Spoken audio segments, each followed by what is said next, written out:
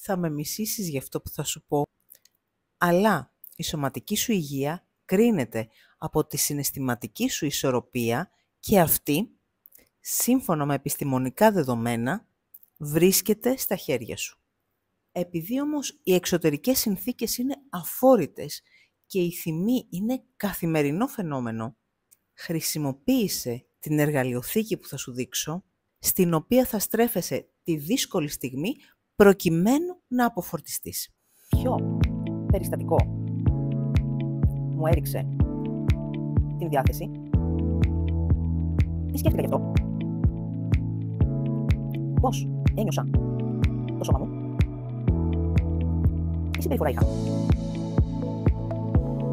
τι συναίσθημα είχα, τι μπορώ να πράξω καλύτερα. Ακολούθησε με για περισσότερα ή στείλε μου μήνυμα για να γνωριστούμε.